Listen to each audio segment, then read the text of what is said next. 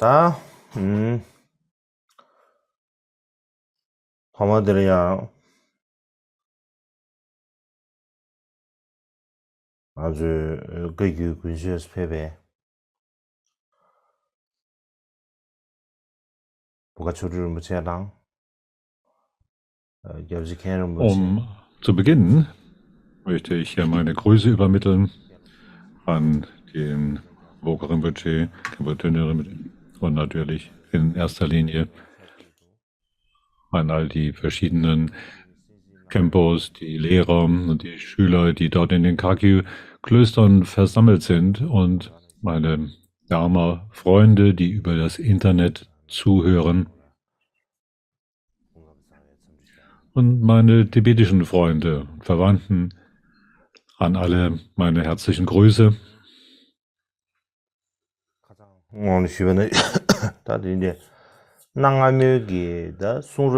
wie ich gestern bereits erwähnt habe, möchte ich heute darüber sprechen, wie in der alten Zeit Übersetzung verfertigt wurde, ganz allgemein. Und der Grund, weshalb ich darüber sprechen möchte, ist,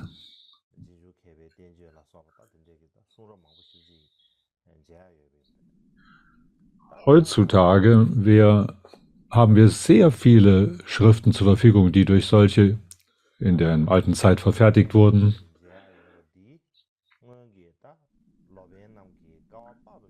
Durch harte Arbeit erstellt wurden und dass wir heute so in der Lage sind, sie leicht zu lesen und zu nutzen, ist das Resultat all der harten Arbeit, die viele zu jener Zeit dort verwendet haben, um sie zu erstellen. Andererseits ist es so, dass der Prozess, solche Übersetzungen zu verfertigen, in keiner Weise einfach ist. Einfach nur die andere Sprache zu kennen, reicht nicht aus. Um tatsächlich die Fähigkeit zu haben, solche Übersetzungen zu verfertigen, braucht man Fähigkeiten, besondere Fähigkeiten. Man muss sehr vorsichtig sein, außerordentlich vorsichtig und auch sehr fleißig, nachdrücklich.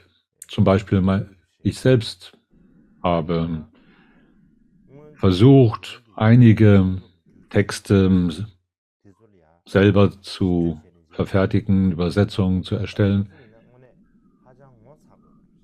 Und wenn ich die Übersetzung der alten Übersetzer lese, dann bin ich erstaunt und verwundert und auch zum Teil erschrocken darüber, dass ich denke, wie könnte jemand wie ich daran denken, solche Schriften zu übersetzen?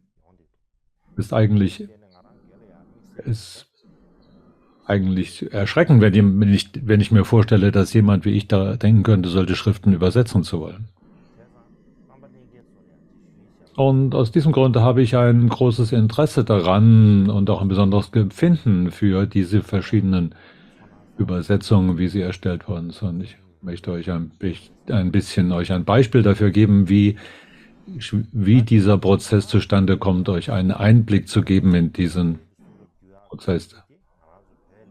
Wenn man zum Beispiel an ein Land denkt wie China, wo solche Schriften übersetzt wurden, beginnen mit ungefähr dem 1. Jahrhundert unserer Zeitrechnung, dann ist diese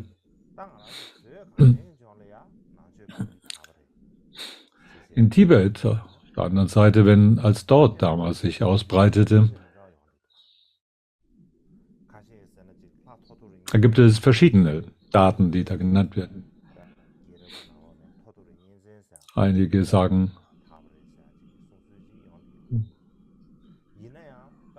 dass es zum Beispiel zu einer Zeit eines bestimmten Königs begonnen habe. Aber die verlässlichste Quelle, die wir eigentlich zur Verfügung haben, dass die Lehren sich ausbreiteten in der Zeit von Dzogchen Gampo, ist, dass dort in Samye eine Säule mit Inschriften zu finden ist und andere Arten von Hinweis oder Zeichen. Das ist also Grund für diese Annahme. Insbesondere in der Zeit des Königs Songtsen-Gampo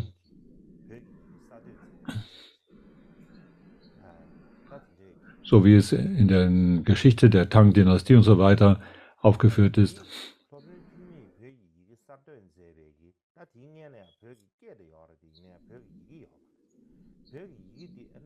war es so, dass vor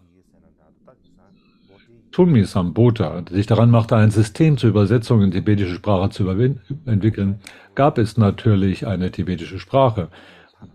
Uti ist eine Sprache, die auch gesprochen wurde, dieses Bhuti, nicht nur in Tibet, sondern auch in Bhutan und so weiter.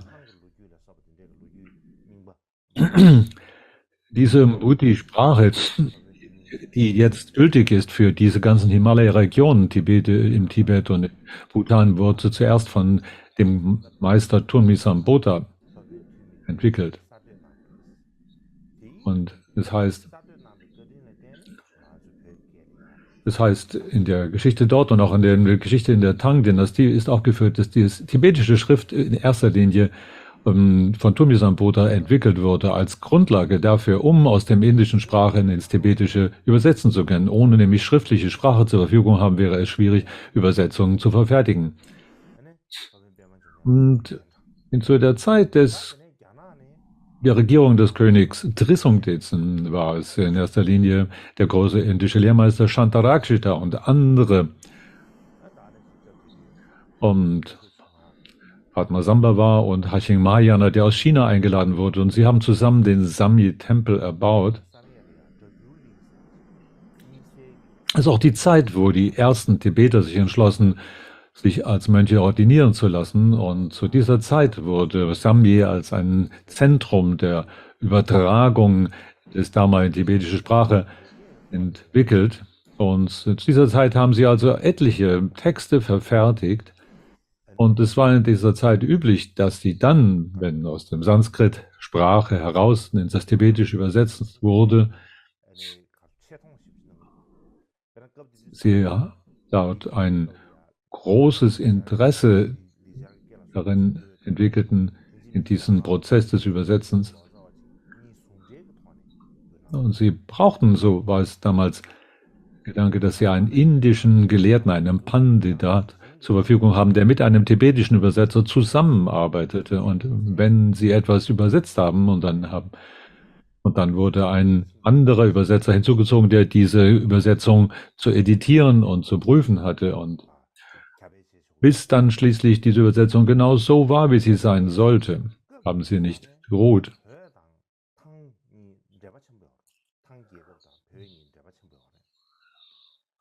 Also es gibt eine große Verbindung zwischen der Tang-Dynastie und Tibet. Und ich denke, dass die Tibeter, wenn sie von der indischen Sprache nach Tibetisch übersetzten, dass sie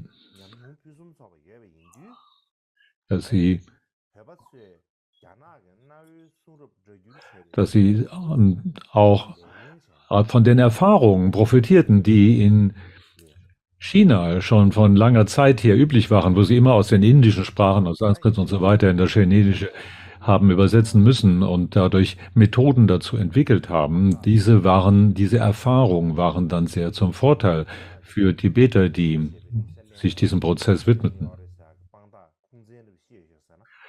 Wie auch immer, gibt es aber keine direkte Quelle, die beweist und erklärt, dass sie tatsächlich die chinesische Methode als Vorbild genommen haben. Es gibt keinen direkten Beweis, nur eine Begründung, eine Möglichkeit, eine Plausibilität gibt es, denn weil einfach es zu dieser Zeit als tibetische Übersetzung begann, dass eben die Tang-Dynastie bereits große Erfahrung dafür verfügte und eine Verbindung zwischen beiden bestand. Und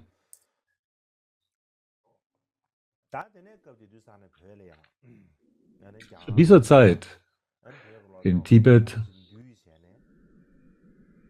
gab es viele indische Gelehrten, Panditas, die sich dort versammelten in Tibet Und sie haben zusammen ein Lexikon, ein Wörterbuch entwickelt mit Sanskrit-Wörtern, die in das Tibetische übersetzt wurden. Mahavyutpati, das ist in der tibetischen Sprache erhalten, und dann 2 Texte zur Grammatik und einen Text zur Dharma-Terminologie. Diese 3 Wörterbücher gewissermaßen für Sanskrit und Tibetisch haben sie zur Grundlage gemacht, und besonders der grammatische Text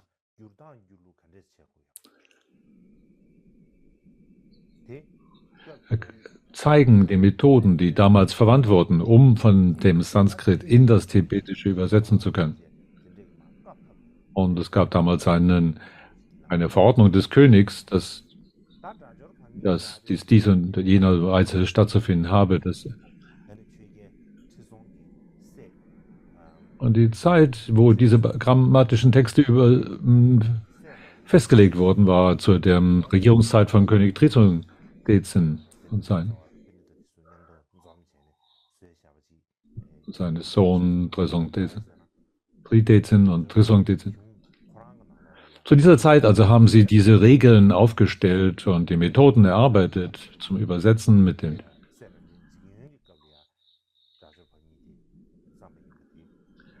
So, darüber haben wir Kunde davon, weil es in den Texten auch darin heißt, während der Regierungszeit meines Vaters und so weiter heißt es dort, das ist in der Deu-Dhamma-Geschichte auch dort niedergelegt. Zu dieser Zeit also, als diese Texte verfasst wurden, war es ungefähr das 9. Jahrhundert. Und es gibt auch einen alten Katalog der Texte, die zu jener Zeit übersetzt wurden. Dhankarma und Denkkarma-Kataloge. In dem Dhankarma gibt es die 2 grammatischen Texte, die dort aufgeführt sind. In dem Denkkarma sind sie aber nicht aufgeführt. So gibt es also einen Unterschied zwischen dieser beiden Listen oder Kataloge. Und wenn man das zum Anlass nimmt, kann man herausfinden, wann diese verfertigt sein müssen. Besonders es gibt also insbesondere diese Dhankarma und Denkkarma-Kataloge. Da gibt es aber noch einen dritten, der Chinghu-Katalog, der aber nicht mehr verfügbar ist, der verloren ist.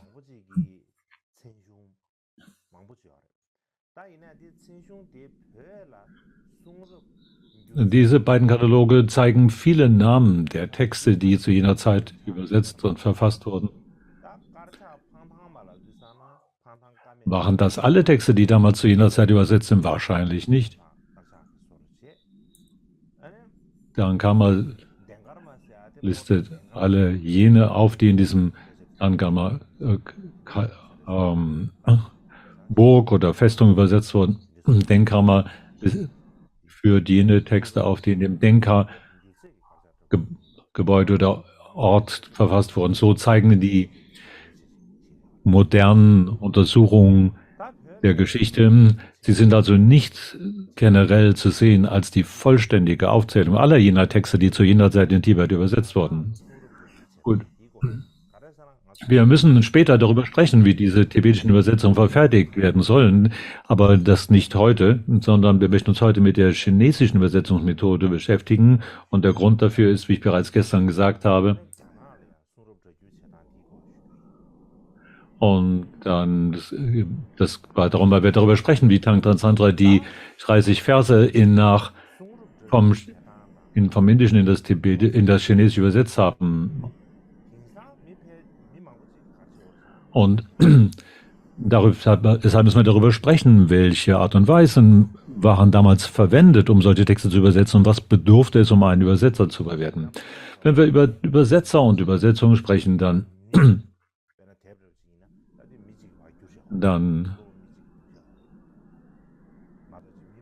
ist es heutzutage so, dass viele Leute diese einzelnen Übersetzer einzeln arbeiten, und es gibt weniger solche Gruppensituationen. Aber im alten China war es so, wenn solche Schriften zu übersetzt waren. Einen Augenblick bitte.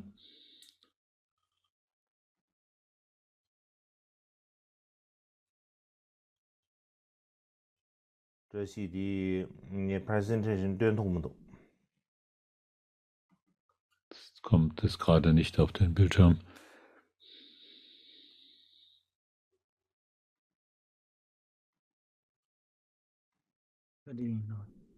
Alles. Okay.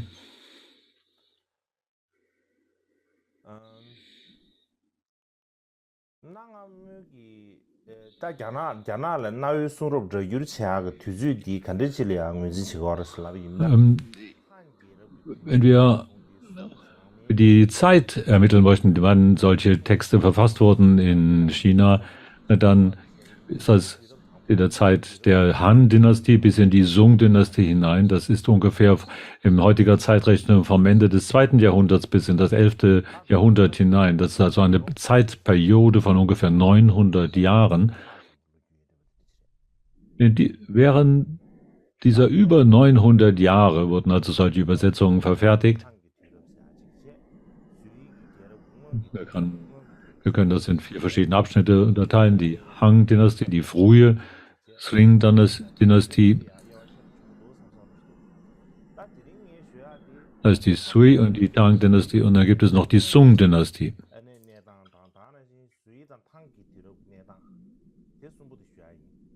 Ich möchte heute über jene Situation sprechen, die in der Han-Dynastie üblich war, in der früheren Abschnitt, und dann auch wie in der Han-Dynastie es üblich war. Keine Zeit haben wir heute, um über die Methoden zu sprechen, die in der Sung-Dynastie verwendet wurden. Lass uns erst heute sprechen über den Übersetzungsprozess in der Han-Dynastie.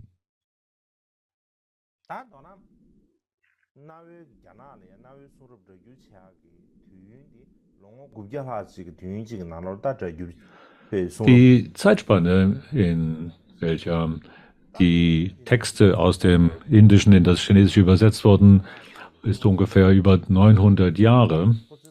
Und in dieser Zeit bedeutete es, Texte in Chinesisch zu übersetzen, dass eine Methode verwandt wurde, die man damals als Übersetzungsschule oder Übersetzungsinstitution bezeichnen konnte. Das ist also eine Art Lehrinstitution, eine Forschungsinstitution, eine Schule oder eine monastische Einrichtung. Es ist also eine Schule oder ein Ort des Übersetzens, ist zwar zugleich aber auch die Methode war, dass man einen Ort zur Verfügung stellt zunächst, ein Gebäude oder eine Gegend, in der viele andere sich versammeln konnten, die sich die Arbeit untereinander aufteilen konnten.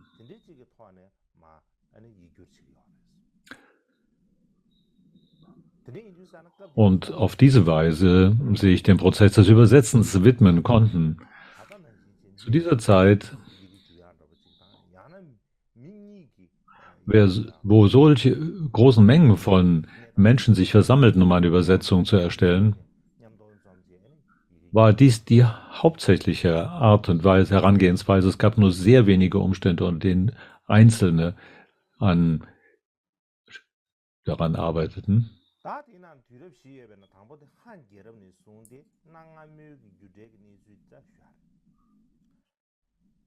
Die erste Periode, also in der solche Übersetzungen stattfanden, war die Han-Dynastie.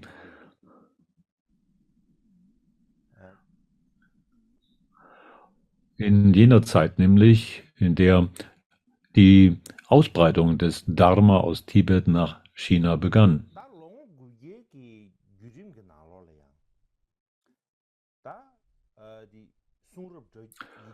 Über diese Zeitspanne von 900 Jahren hinweg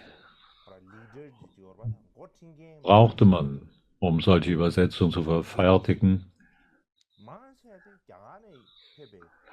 solche Leiter dieses Übersetzens, die aus Indien oder aus den westlichen Regionen kamen.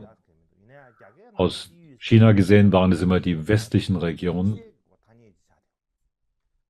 Xiyu heißt nicht nur einfach im Westen, sondern ist ein spezielles Wort, ein Fachausdruck, das alle westlichen Regionen, einschließlich Tibet und Indien, mit einschließt.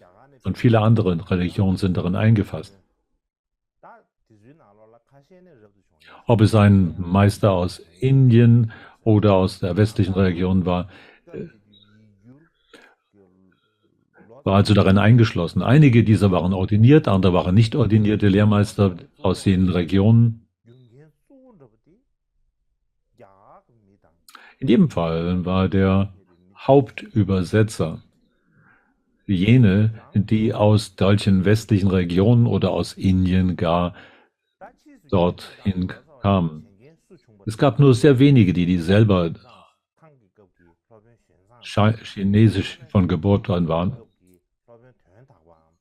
Zum Beispiel wie der Lehrmeister Hyun-Sang aus der Tang-Dynastie und I Ching aus der Tang-Dynastie, die auch gleichzeitig als Hauptübersetzer fungierten. Aber die meisten anderen kamen von anderen Regionen und aus diesem Grunde, weil sie aus Indien oder westlichen Regionen kamen, waren gar nicht in der Lage, Chinesisch zu sprechen.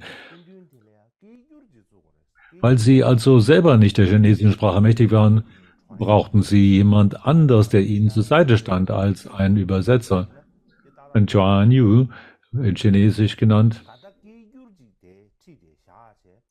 Man könnte sagen, ein solcher Übersetzer, der ihnen zur Seite stand,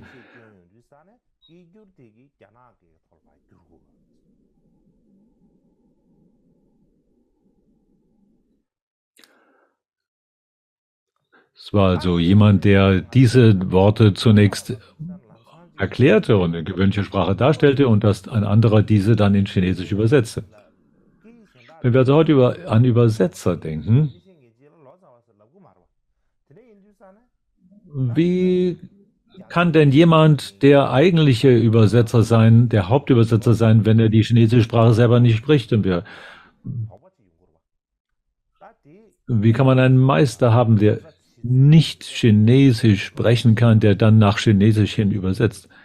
Und das muss ein bisschen weiter erklärt werden, um die Methoden deutlich zu machen, wie solche Übersetzungen zu jener Zeit verfertigt wurden.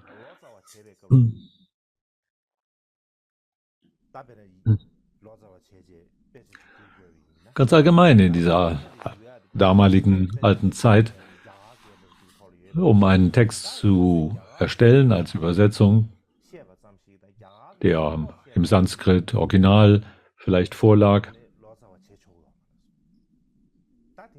dann bloß die Sanskrit-Sprache zu kennen und sie zu lesen zu können, war nicht ausreichend dafür, Dharma-Texte zu übersetzen. So wie es auch viele im Westen gibt hier heute, die ein bisschen Tibetisch können und hier und da etwas lesen können und dann übersetzen. Da fangen sie an, Texte hier und da ein bisschen zu übersetzen und dann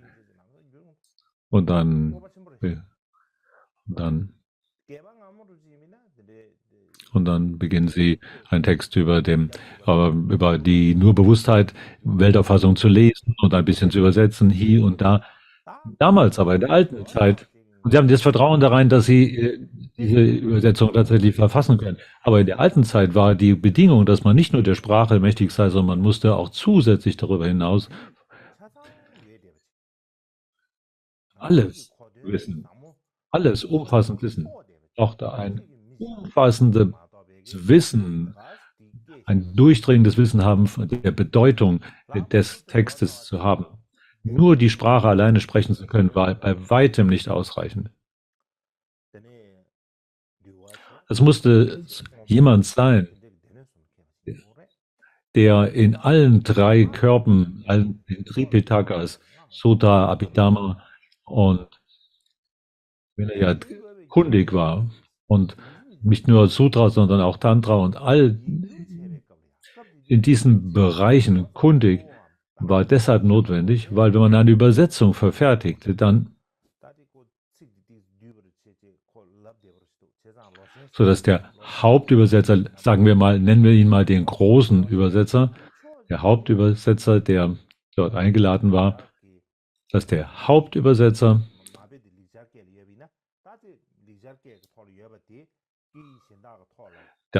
den Grundtext, der in Sanskrit vorlag,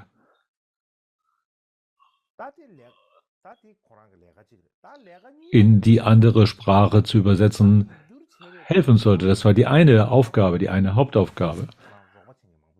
Dann gab es aber viele andere Helfer dabei, die auch in diesem Prozess notwendig waren. Und man musste zusätzlich erklären, was die Bedeutung dieser Worte war, die jetzt hier zu übersetzen seien. Also eine Erklärung der Bedeutung war auch zu geben. Und der Grund, warum wir heute über solche Übersetzungsschulen oder Einrichtungen, Institutionen sprechen, ist, das heißt, wir könnten sagen Schule oder Institution, das heißt also in erster Linie eine Dharma-Schule, ein Platz, an dem Dharma zu lehren war. Es war nicht nur ein bloßes Übersetzen des Textes. Man musste auch die Bedeutung dieses Textes lehren können.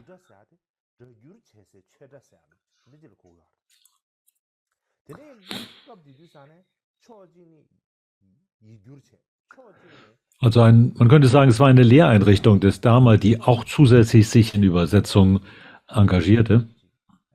Es ging also darum, zunächst auch die Bedeutung dieses Textes zu lehren, zu erläutern. Und das war die Methode, die sie hier anwendeten. Diese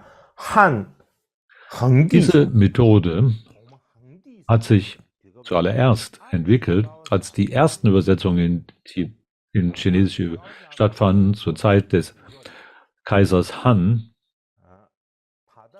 den Huangdi, und wo ein An Shigao, ein Lehrmeister eingeladen war aus einem Gegend, aus Parthia, die wahrscheinlich heute dem heutigen Iran entspricht.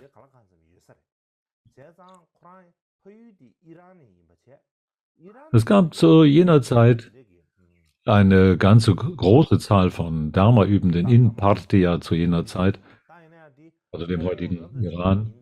Das war also ein Lehrmeister, ein Dharma-Lehrmeister aus jener Region, eingeladen. Wir wissen nicht einmal, ob er ein ordinierter, also ein Mönch oder ein nicht ordinierter Lehrmeister war zu jener Zeit. Hat jedenfalls einen Text verfasst, in Chirujing. In Chirujing, das ist die Sutra, die er übersetzt hat in das Chinesische.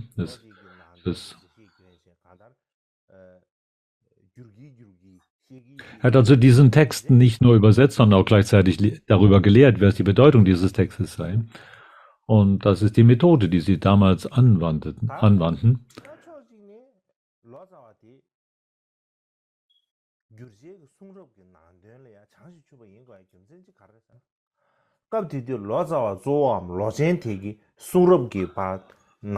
Der Grund dafür, dass der Hauptübersetzer selbst kundig sein musste in der Bedeutung des Textes, war auch der, dass alle anderen, die als Assistenten, als Helfer in diesem Übersetzungsprozess tätig waren, alle ihre Fragen vortragen, ihre Zweifel anbringen konnten. Und sie mussten zurückfragen und sagen, hey, sag mir, was bedeutet das genau? Was meinst du damit? Und sie haben so könnte man sagen, dem Hauptübersetzer damals sicher eine harte Zeit beschert, in dem Rede und Antwort stehen musste, alle Fragen und Zweifel zu klären. Manchmal konnte es durchaus sein, dass sie die Darlegung des Hauptübersetzers nicht akzeptierten und darüber debattieren mussten. In kurz könnte man sagen, dass alle diese Assistenten und Helfer in diesem Übersetzungsprozess in eine Debatte und Diskussion mit dem Hauptübersetzer eintraten. Und wenn sie nicht damit einverstanden waren, da Zweifel hatten oder Einwände, dann haben sie dieses vortragen können. Um ein Beispiel dafür zu geben, unter den vielen, vielen Übersetzern, die in China aufgetreten sind, war sich einer der hauptsächlichen, der wichtigsten, Kumarajiva. Er kam auch aus dem Westen. Er hat daran zu beigetragen, die Bragya Paramita in 100.000 Zeilen zu übersetzen und auch einen anderen Text, das heißt die Satyasiddhi Shastra, die Abhandlung, die die Wahrheit zeigt. Und zu jener Zeit gab es viele Diskussionen und Debatten mit seinen Assistenten.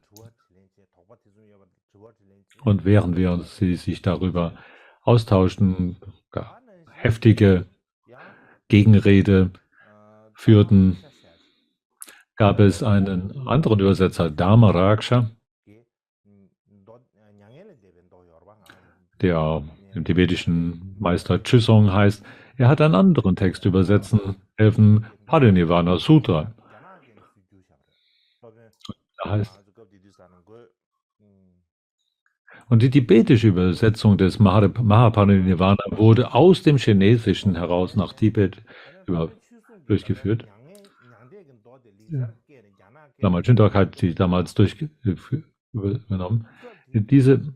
Als sie damals also kurz die Mahaparinirvana Sutra aus dem Sanskrit in das Chinesische übertrugen, ist die Rede davon. Er sagt, dass über Hunderte von Mönchen und Nichtordinierten haben mir eine harte Zeit beschert damals. Sie haben so viele Fragen gestellt und Einwände vorgebracht.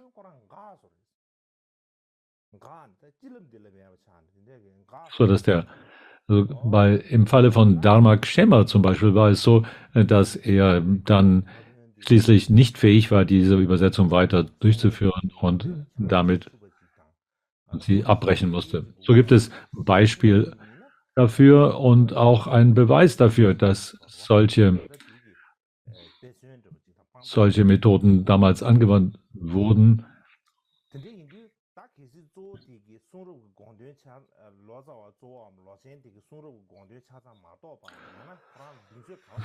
Das heißt also in kurz, dass der Hauptübersetzer, der dort diese Übersetzung tragen und anleiten musste, nicht nur vollständig die Bedeutung des Textes durchdrungen hat, er musste auch eine große Zuversicht darin haben und in der Lage sein, die Zweifel der anderen auszuräumen und in den verschiedenen Debatten in Rede und Antwort zu stehen. Zum Beispiel im 5. Jahrhundert gab es einen Mönch aus der Gegend Hashi, der Dao Dai, der chinesischen Ursprungs war. Und er hat die Abhandlung über das große Wesen im Mahapurusha Shastra übersetzen, angeleitet und einen anderen, im Mahayana Avatara, Bhasha hat er, die Einführung in Mahayana hat er auch mit verfertigt. Aber später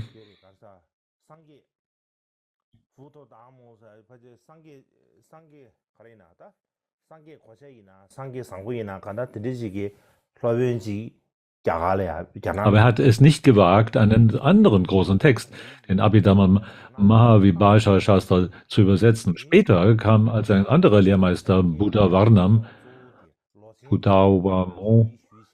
nach China eingeladen war. Dann hat Dao Dai ihn eingeladen und hat ihm auch zur Seite gestanden als Hauptübersetzer. Und da gab es 300 andere weitere Helfer, Assistenten, die an diesem Prozess dann zusammen die sogenannte große Zusammenstellung, die Einführung die große Zusammenstellung des Abhidhamma verfertigten. Warum ist er so vorgegangen? Er hat doch bereits 2 große Übersetzungen verfertigt, war also durchaus fähig dazu, er kannte diesen Text.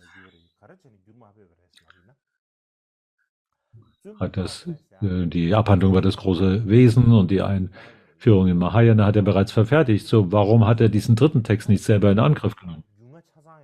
Und der Grund war der, dass Bao Dai zwar sehr bewandt und kundig war in der Materie der zwei anderen Abteilungen, aber den Gegenstandsbereich der dritten war ihm nicht voll vertraut und so hatte er sich nicht gewagt, sich an die Übersetzung zu machen. Das war der Grund, dass er später dann den anderen Lehrer, Buddha Varnam, einlud, um ihn diesen Text erläutern zu lassen.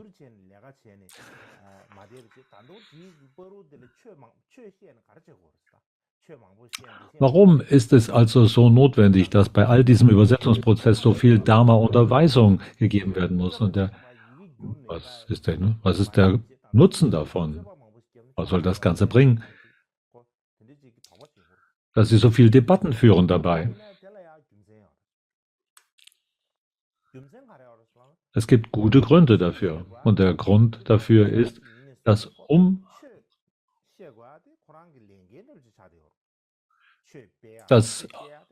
wo man selber ein Dharma-Übender ist, kommt es mit der Verantwortlichkeit daher, selber auch Dharma zu lehren. Das ist eine Verantwortlichkeit, die man nicht zurückweisen kann.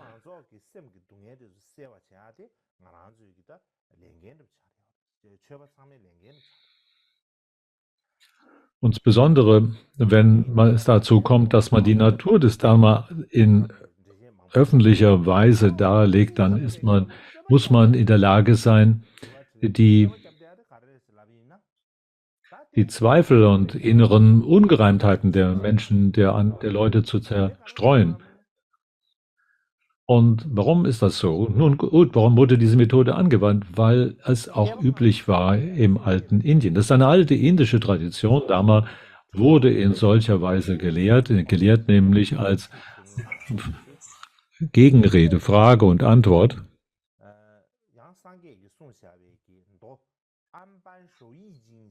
Zum Beispiel, da gibt es einen Sutra, die Sutra der Achtsamkeit auf Ein- und Ausatmen, Anapanasati Sutra.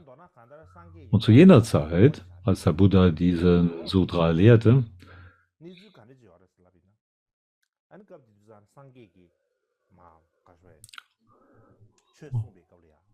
und zur Zeit, als er diesen Dharma lehrt, war dort niemand, der irgendeine Frage hatte während des Lehrens dieses Sutra.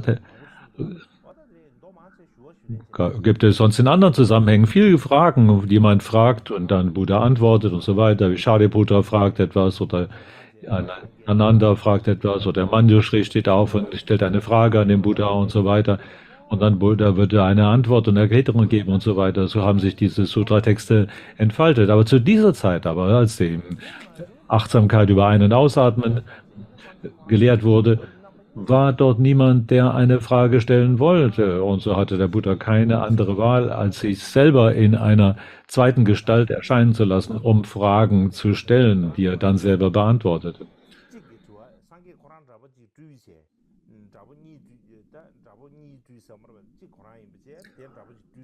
Das heißt also, der Buddha hat einen zweiten Buddha erzeugen müssen, manifestieren müssen, um dann der eine die Fragen stellt und der andere die Antwort gibt. Und in dieser Art und Weise von Frage und Antwort und Gegenrede, in Wechselrede, können wir sehen, dass solche Art der Text gelehrt wurde und die Lehrrede zustande kam.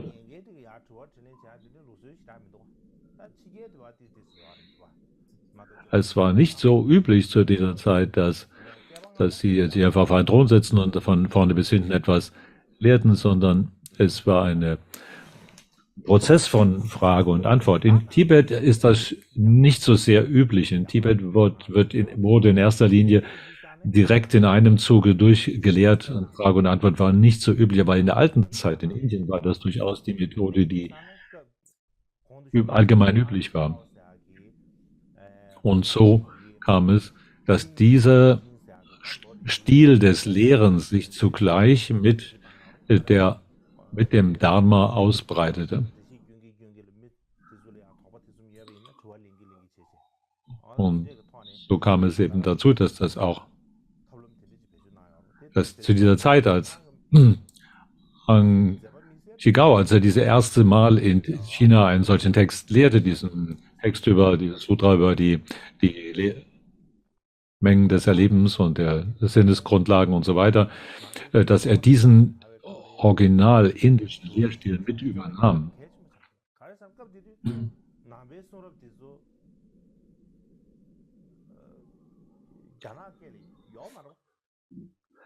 Es war also Diskussion zu jener Zeit damals sehr üblich, zu der Zeit, als die Texte in das Chinesische übersetzt wurden. Der Grund dafür ist, dass diese Texte der buddhistischen Lehre, der Dharma-Texte waren in Sanskrit vorliegend oder in einer anderen indoarischen Sprache. Und es gab in China sehr wenige, die fähig waren, diese Sprache zu lesen.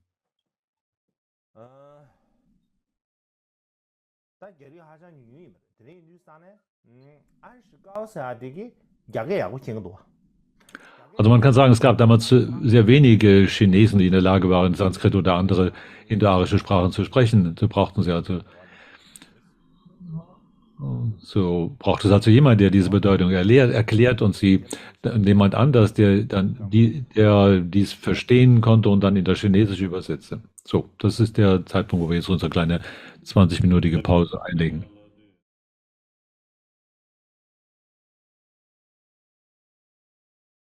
다시 한번 주의할 가르치는다. 안실가오사디 급지주사네. eine Jageawa das Kong Jageawa Also worüber ich jetzt sprechen möchte, ist, dass zu dieser Zeit der erste Übersetzer damals in Chinesisch, der Ang Shigao, der war selber in der Lage, Chinesisch zu sprechen. Und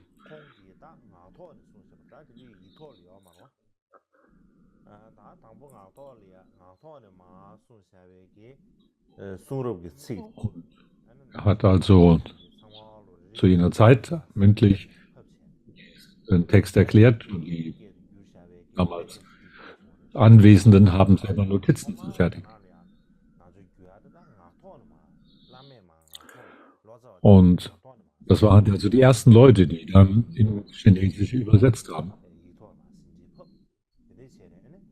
Das heißt, der Methode war, der Hauptübersetzer hat es mündlich vorgetragen, die Leute haben zugehört dieser mündlichen Rede, haben sich Notizen gemacht. Und nach diesem ersten Prozess haben Menschen diese Texte gelesen, dann darüber sich informiert, haben sich mit dem Thema vertraut gemacht und waren so in der Lage, Dharma zu erklären. Und so hat sich Dharma in China verbreitet. Später, in der Zeit des Han-Kaisers Lingdi, gab es einen Hauptübersetzer, Lokakshema. Also während dieser Han-Dynastie-Periode war also Lokakshema und Anghorn aus Bhatia waren dort anwesend. Sie beide waren der Chinesischen kundig. Sie haben sich nach und nach herangemacht, Übersetzungen von Texten in Angriff zu nehmen. Und zu jener Zeit, also wenn da ein Lehrmeister war aus den westlichen Regionen außerhalb von China, der nicht in der Lage war, Chinesisch selber zu sprechen, dann musste er jemand zur Seite haben, der direkt dies dann für ihn zu übersetzen wusste. Es gab einen indischen Lehrmeister, zum Beispiel Shufu.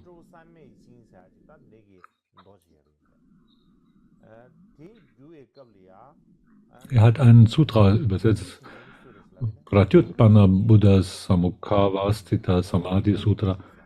Und der Übersetzer, den man damals benutzte, war Lokakshema. Also war der der Lehrmeister Lokaksema, der selber ein Inder war hier in der Funktion zu übersetzen in das Chinesische. So wurden also damals Texte in das Chinesische übertragen.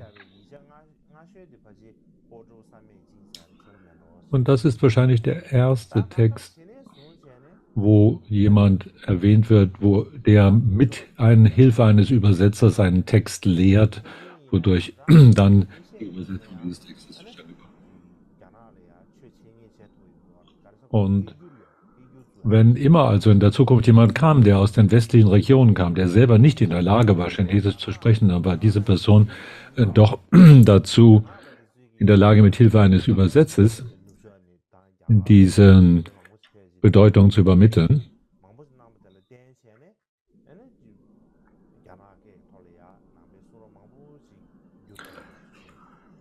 Und umgekehrt waren dann die Chinesen durch all die vielen Lehrer, die dort nach China eingeladen waren und da mal unterwiesen, in der Lage, eine große Zahl von Texten auf diese Weise zu erstellen.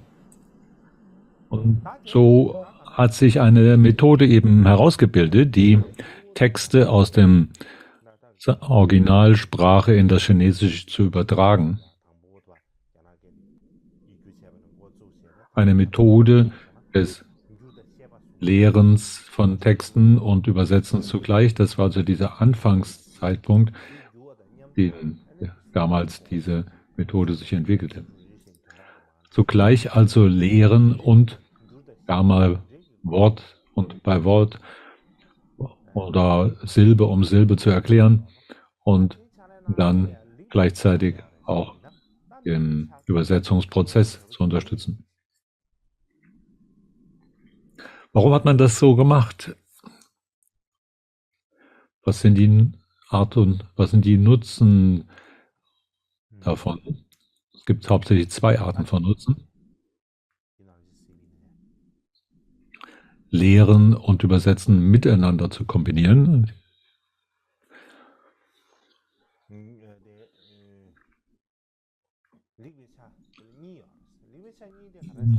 Es gibt zwei Hauptvorteile. Das erste ist,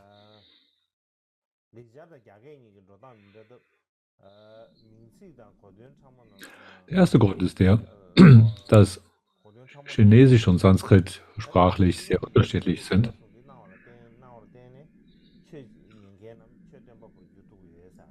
Also braucht es eine Methode, Zweifel auszuräumen und Bedeutung zu klären. Und da deshalb zu lehren und Debatte zu haben. Und der erste Grund also ist der hier, dass es ist die Weltanschauung des Buddha war zunächst in China nicht verbreitet und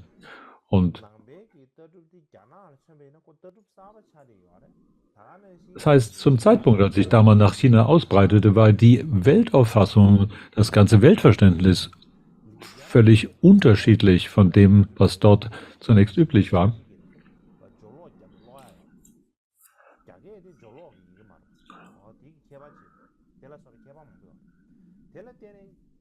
Und dann kommt noch die Sprache dazu, wenn etwas von der Aussprache her gehört wurde, die chinesische Sprache läuft ganz anders.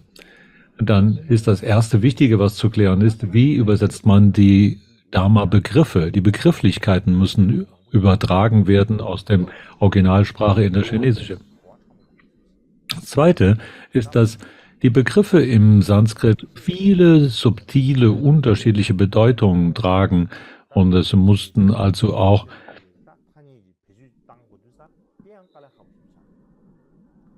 wenn man ein chinesisches Wort wählen wollte, muss man in der Lage sein, die verschiedenen feinen Unterschiede darin einzufangen. Man hat also, bevor man sich überhaupt an den Übersetzungsprozess wandte, dann hier die Begriffe einzeln sich vorgenommen und erläutert, die feinen Bedeutungen erklärt und dann Wechselrede, Debatte darüber geführt.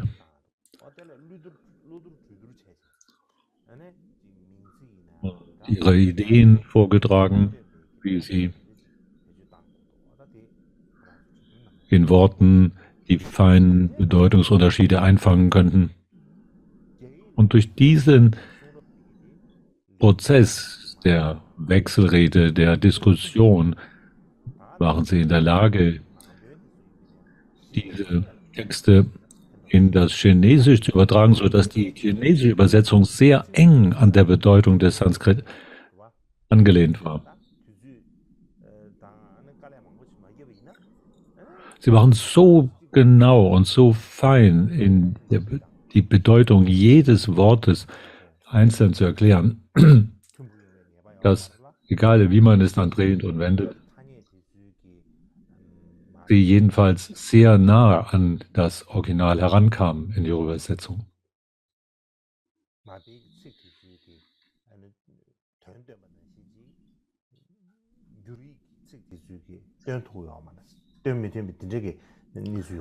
Natürlich ist es keine Garantie, dass die gewählten Worte der Übersetzung dieselbe Bedeutung hervorrufen würden. Aber der zweite Grund hier, warum man so Lehren und Debatte miteinander verbunden mit dem Übersetzen, ist der, durch diesen Vorgang sich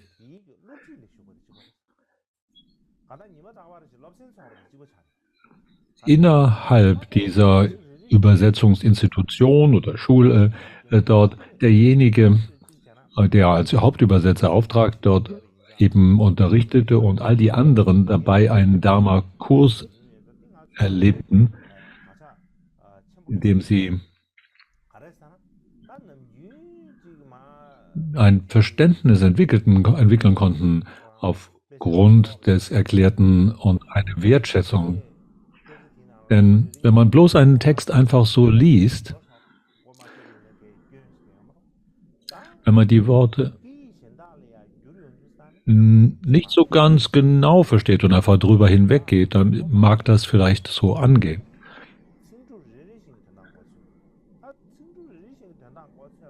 Aber wenn man nicht jedes einzelne Wort, jede Silbe gar eines Originaltexts versteht, wie will man es dann in eine andere Sprache übertragen? Deshalb muss jedes Wort und jede Silbe in Einzelnen erklärt werden, Bedeutung ausgedrückt. Das ist durchaus nicht einfach. Zu jener Zeit also war es sehr wichtig, dass man auch verschiedene Manuskripte zur Verfügung hatte. Und wenn in einem solcher Manuskript ein Fehler war, konnte man es mit anderen vergleichen und dann verstehen, dass da vielleicht ein Fehler vorliegen könnte. Weshalb es zur Geflogenheit wurde und auch sehr wichtig, dass man verschiedene Manuskripte der Texte zu Rate zog. Es ist also durchaus nicht einfach, jedes einzelne Wort eines Textes zu verstehen. So waren alle diese Übersetzer zugegen. Der Hauptübersetzer würde jede Bedeutung jedes Wortes, jeder Silbe im Einzelnen genau vortragen mit all den verschiedenen Bedeutungsunterschieden, sodass für alle anderen dies eine Dharma-Unterweisung, ein Dharma-Training wurde, eine Schulung, die sie befähigte, später dann selber auch die Bedeutung des Dharma zu erläutern, sodass sie selber auch zu Dharma-Lehrern wurden. So war es am Anfang der indische Lehrer zum Beispiel, der die Bedeutung im Einzelnen darlegt, die anwesenden Notizen sich machen, die Lehrenden und die Schüler, die dort in dieser Schule anwesend waren, sich in die Bedeutung diskutierten. Zum Beispiel war da derjenige, der das Sutra des nicht umkehrbaren Rates lehrte, das Abhayvartika Chakra Dharma Parayana, und der Mönch, der dies lehrte, war Forcheng, und er hatte früher mit einem indischen Pandita, Dharmaraksha, assistiert. und auch mit Shin Song, der die Worte im Mahaparinibbana Sutra ihm beibrachte.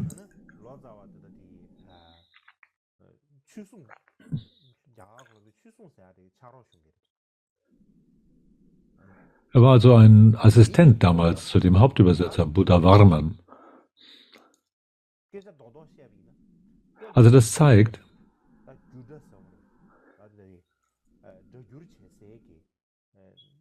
dass innerhalb einer solchen Übersetzungsinstitution jemand, der darin ein Teilnehmer wurde, auch in der Lage war, jemand zu werden, der selber Dharma verbreiten und lehren konnte. So hatte diese Methode zwei ganz gute Gründe, eben Lehren und Übersetzen miteinander zu verbinden. Und deshalb, so könnte man sagen, ist das auch ein Prozess von großer Güte, der jeden Anwesenden dann in die Lage versetzte, Dharma zu verstehen und selber auch weitergeben zu können.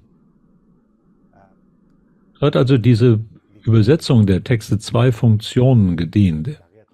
In erster Linie das Sanskrit-Original in einen chinesischen Text zu verwandeln, also der Nutzen, eine neue Schrift im Thai-Chinesischen erscheinen zu lassen. Und auch die Menschen dort die Bedeutung dieser Dharma verstehen zu können, sie in die Lage zu versetzen, selber aufgrund ihres Verstehens Dharma zu lehren.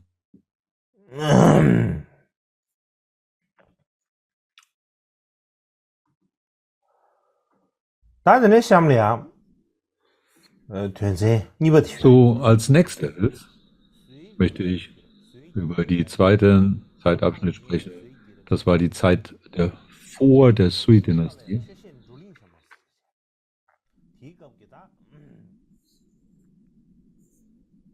Das ist die Zeitpunkt der großen Konferenzen, Dharma-Konferenzen, großen Diskussionen.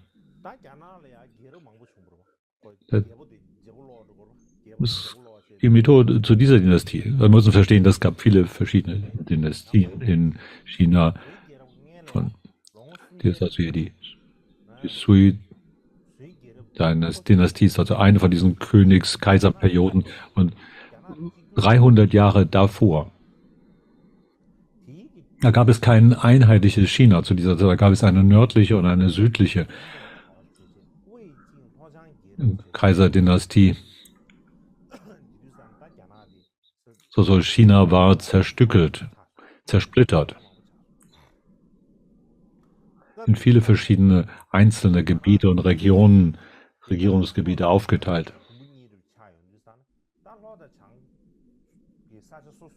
Also die Rede davon, dass die nördliche und die südliche Region es gab, jede dieser Regionen, die eigene Methoden und Übersetzungsinstitutionen entwickelt haben, je dort mit vielen hundert oder gar Tausenden von Leuten als Teilnehmer eines solchen Übersetzungsprozesses. Zum Beispiel der weit bekannte zu jener Zeit war Kumarajiva. Es war also die Zeit, wo er nach China ging und wie viele Gehilfen oder Helfer, Assistenten hatte er zu jener Zeit. Wenn er einen Text übersetzt hat, waren damals 3000 Helfer, Assistenten anwesend. Sie brauchten also einen Platz, wo sie alle unterkamen. Wir stellen uns vor, das Kachyu Günche, das sind vielleicht 1300 Leute und das dreimal so viel. Dreimal so viele Leute sitzen also dort in einem Raum.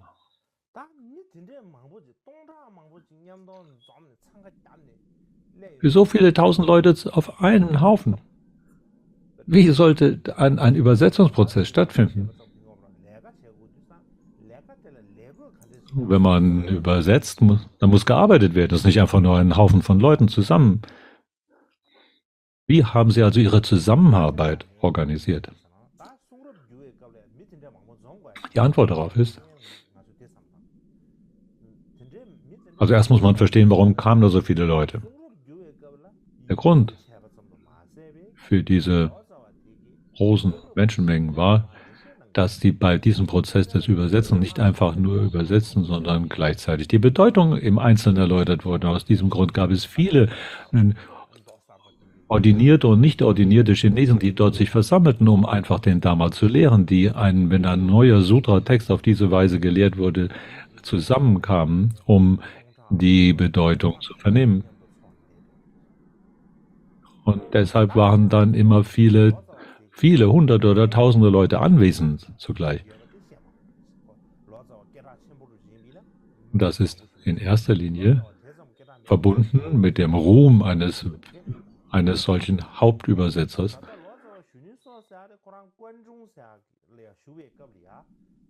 Kumarajiva lebte zu dieser Zeit hauptsächlich in Guangzhou, hat also über 3000 solche Schüler oder diejenigen, die dazu gegen waren, die auch aus verschiedenen Regionen aus China herkamen, die China, das damals aufgeteilt war in viele kleinere Königreiche.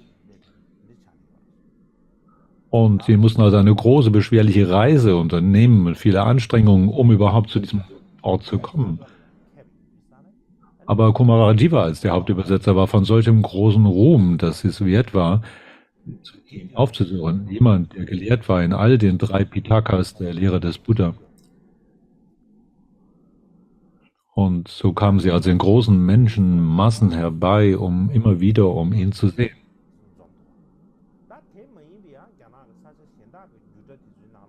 Also in Kumarajivas Übersetzungsprozess waren also 3000 Leute mit eingebunden. Auch die anderen hatten mehr als nur einige wenige solche Schüler. In der Gegend von Hoshi zum Beispiel war Dharma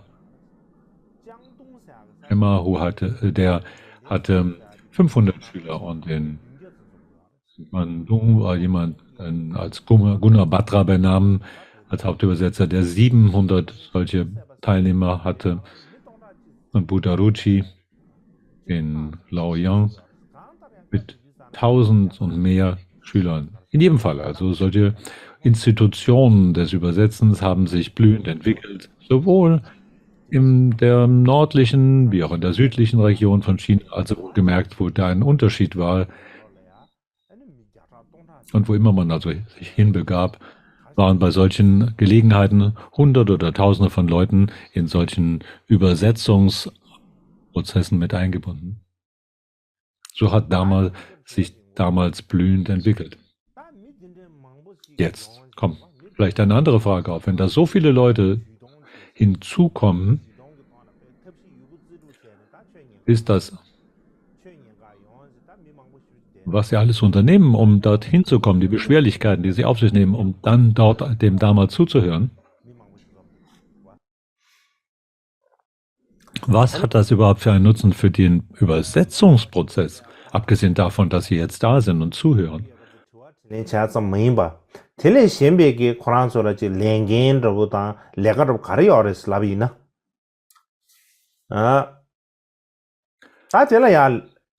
Dass sie da sitzen und über die Bedeutung vernehmen, also etwas lernen, ist sicher richtig, aber was waren ihre Verantwortlichkeiten?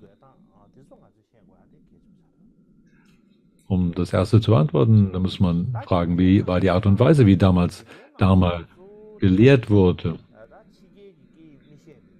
Und die Institution dieses Übersetzens, diese Übersetzungsschulen, war in erster Linie für solche Chinesen, die anderer westlicher Sprachen nicht fähig waren, die also Sanskrit nicht lesen konnten. Also musste zuerst der Text selber in ihrer eigenen Sprache diskutiert werden. Sie wurde also in Chinesisch übersetzt, wodurch eben ein örtlicher Übersetzer zur Verfügung stand.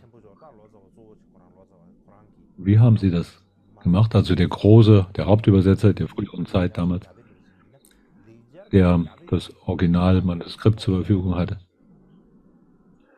Er hat es einmal vorgelesen zu einem Zeitpunkt, hat den gesamten Text damals zuallererst vorgetragen. Ich weiß nicht, ob wir es von vorne bis hinten in einem Stück gelesen haben, aber sie haben es im Sanskrit vorgetragen, nachdem es einmal so vorgetragen hatte. Das vermute ich jetzt.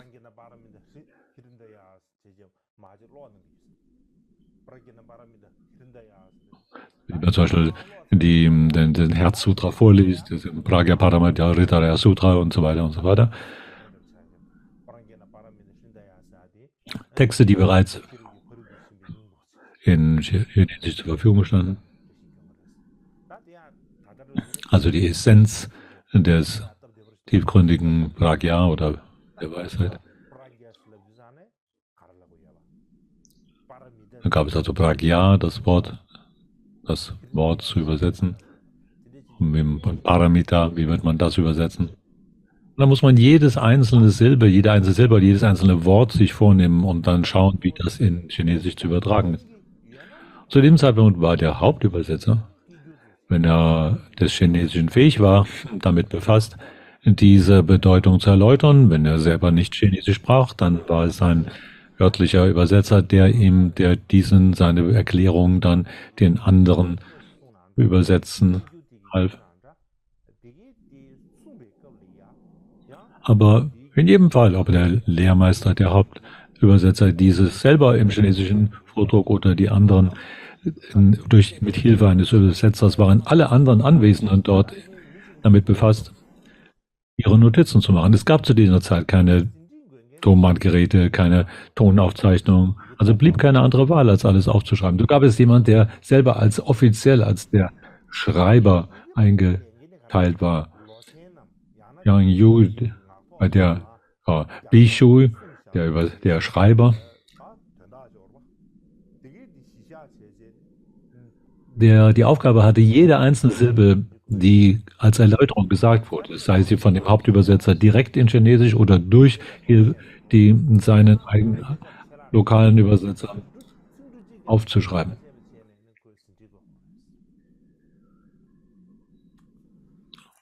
Nicht eine Silbe auslassen, hat er alles Gesagte aufzuzeichnen. Dieser Schreiber verfasste also solche Notizen. Den gesamten Lehrvorgang des Erläuterns der einzelnen Bedeutung festhielt, was gewissermaßen eine Übertragung bedeutet und den bloßen ersten Schritt dieses gesamten Übersetzungsprozesses betrifft.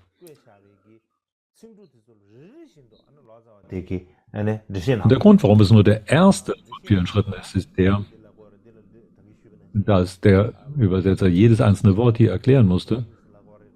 Und dann zum Beispiel Pragya sagt dann, was bedeutet jetzt Pragya hier? Was ist Paramita? Und der Pragya Paramita zusammen nennt, was bedeutet das dann wieder? Und so musste jedes einzelne Wort erklärt werden. Und alle die anwesenden Schüler haben selber auch ihre Notizen verfasst. Und wenn da eine Unklarheit war, dann mussten sie Fragen stellen. Und dann haben sie wenn das nicht ganz eindeutig war, darüber debattiert. Und dann im Ende, wenn alle Anwesenden keinen Zweifel mehr hatten, wo es alles sich geklärt und gesetzt hat, wurde weiter erläutert und debattiert. Und so am Ende dieses Prozesses war also eine klare Übereinkunft, wenn dies so gesagt wird im Sanskrit, dann bedeutet dies im Chinesischen. Und so haben sie darüber debattiert, ob das richtige Wort zu benutzen sei. Das erste Mal soll man wirklich dies sagen oder jenes sagen. Und da wurde also über Bedeutung und auch über die Wortverwendung im Chinesischen diskutiert. Zum Beispiel in der Zeit der Tang-Dynastie gab es jemand, Paramata benannt, der einen Text, den habe ich bereits erwähnt, die nur Bewusstheitsschule übersetzte. Und er berichtet selber davon, wir mussten jedes Wort wieder und wieder debattieren, während wir es übertrugen.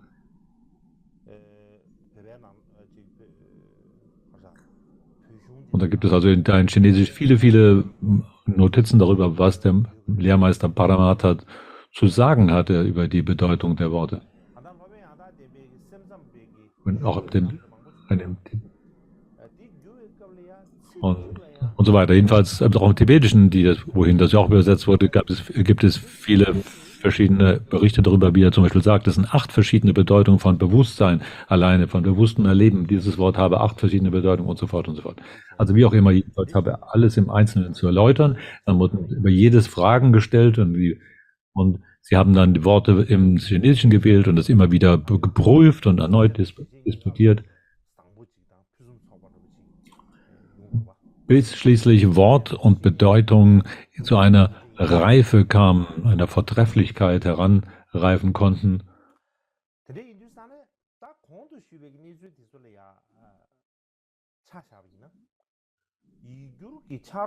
Wenn man dann sich diesen Verlauf betrachtet, dann sind alle diese Zuschauer, Zuhörer, die Teilnehmer eines solchen Prozesses, hatten normalerweise ihre eigene Funktion, zum Beispiel eine eigene persönliche Arbeit, die sie darin, eine Verantwortlichkeit, die sie zu erfüllen hatten. Gut, da gab es also solche festgelegten Verantwortlichkeiten, die definitiv im Einzelnen zu erfüllen waren, aber darüber die vielen anderen 100 oder 1000, was hatten die für eine Funktion?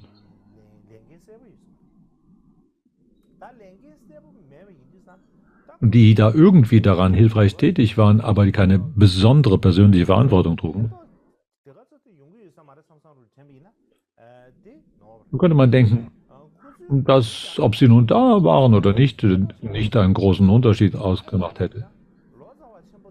Aber tatsächlich war es so viele Leute herum zu haben, war von großer Bedeutung und Hilfe.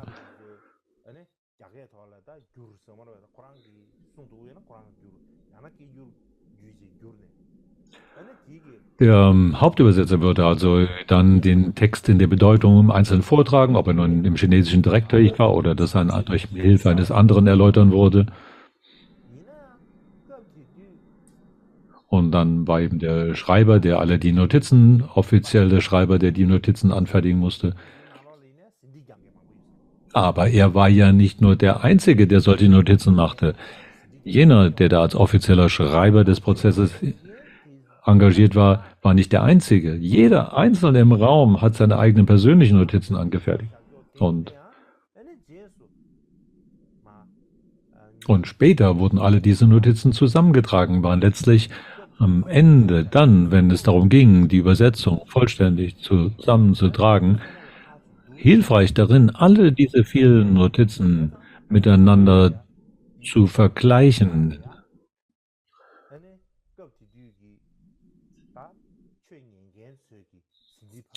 Am Ende, in dem Miteinander messen und vergleichen aller dieser Notizen, waren es dann so, dass eben alle Anwesenden, auch die große Anzahl der Anwesenden von Hilfe und Nutzen war.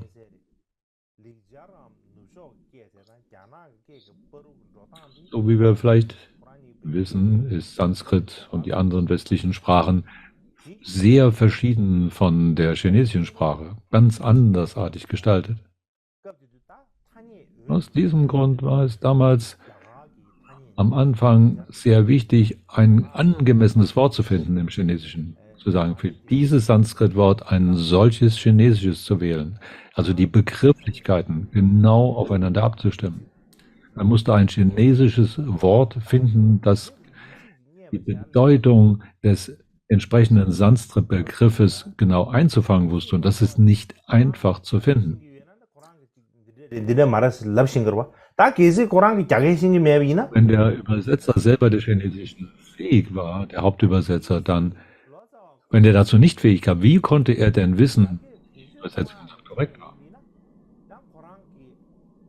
Und selbst wenn der Hauptübersetzer Chinesisch sprechen konnte, weil es nicht seine Muttersprache war, war er nicht notwendigerweise in der Lage zu beurteilen, was die beste von den verschiedenen chinesischen Übersetzungen sein könnte.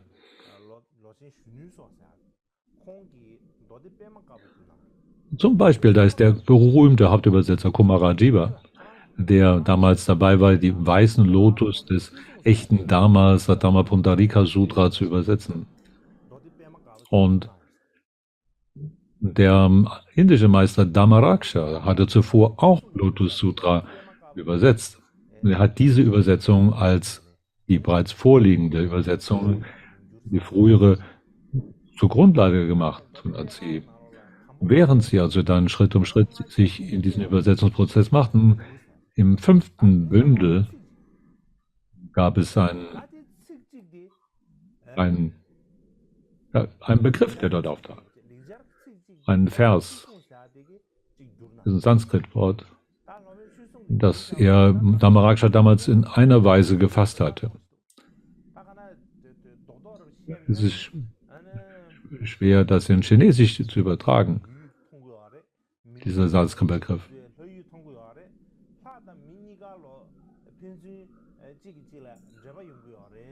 Der Hauptpunkt, der damit zu tun hatte, war, dass die Menschen die Götterbereiche nicht sehen können, aber die Götterbereiche können die Menschen sehen. Als Kumarajiva diese Übersetzung sah und diesen Begriff, der dort dann im Chinesischen gewählt war, hat er durchaus gesehen, dass die Bedeutung des Originalworts im Sanskrit eingefangen, aber vom Stil ihm nicht so schön erschien. Und zu jener Zeit war dann unter seinen Zuhörern jemand, ein Mönch, der auch mit dabei war, den Namen weiß ich nicht ganz genau, wie auch immer, ein chinesischer Mönch, der da auch als Helfer in diesem Übersetzungsprozess anwesend war.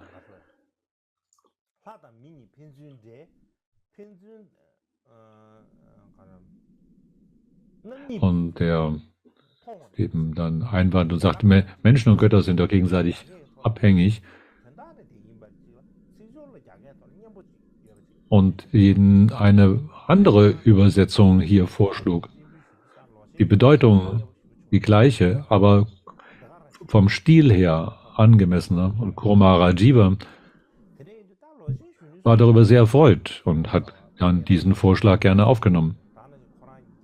So können wir sehen, dass selbst der berühmte Kumarajiva, der selber des Chinesischen umfangreich fähig war, dann hier durch den Hinweis von anderen einheimischen Sprechern hier einen Nutzen hatte und dann die Auswahl treffen zu können. Wenn das sogar auf ihn, Kumarajiva, zutrifft, dann braucht man über andere gar nicht zu sprechen.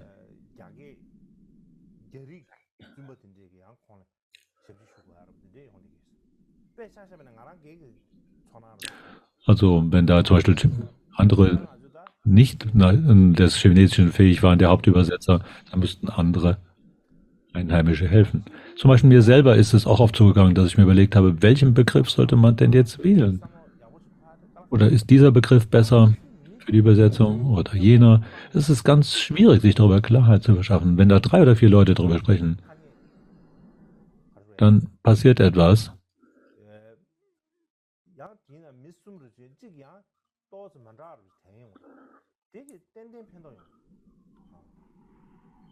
Wenn da 3 oder 4 Leute miteinander sprechen, haben alle ein leicht unterschiedliches Verstehen davon. Und wenn der andere sehr richtig genau darüber nachdenkt, dann ist es manchmal sehr schwierig, das richtige Wort zu finden.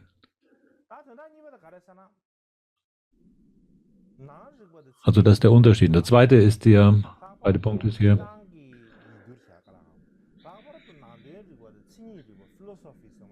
die Weltanschauung, das Weltverständnis. Was sich hier in der Lehre des Buddha ausdrückt, ist sehr schwierig zu verstehen.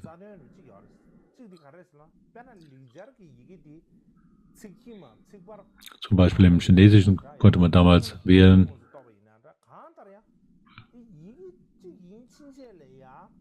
zum Beispiel waren die Worte im Sanskrit entweder einsilbig oder mehrsilbig. Und da konnte man jede einzelne Silbe vielleicht mit einem einzelnen chinesischen Wort übertragen. oder den gesamten Begriff mit einem einzelnen chinesischen Zeichen übertragen. Zum Beispiel Bodhi im Sanskrit, in das Chinesische, in das Wort Jue, durch ein Zeichen übersetzt worden, oder Dharma, das eigentlich ein zweisilbiges Wort im Sanskrit ist, in einzelnes Zeichen Fa übersetzt.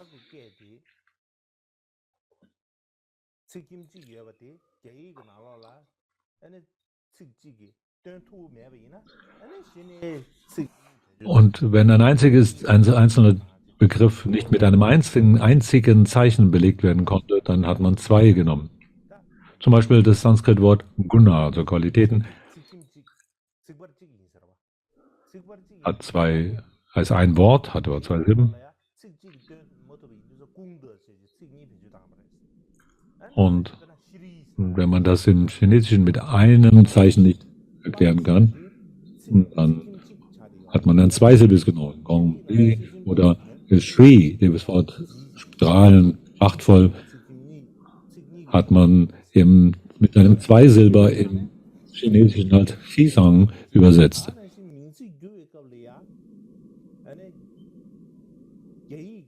In ähnlicher Weise, wenn es darum ging,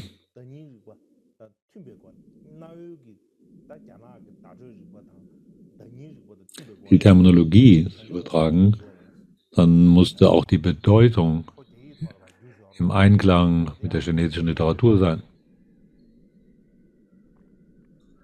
Die chinesische Grammatik und Bedeutung galt es zu beachten.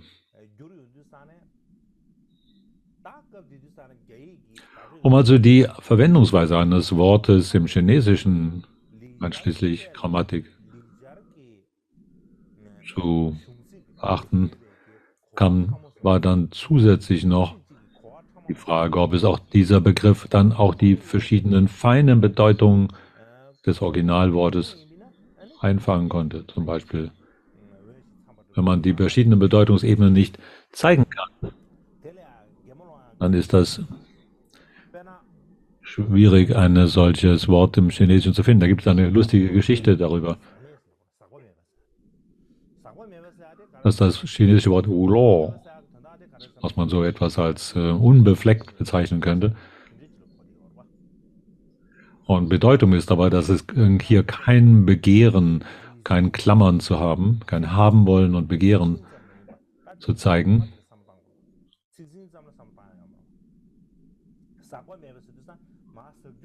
Und da musst du gucken, was die eigentliche Bedeutung ist.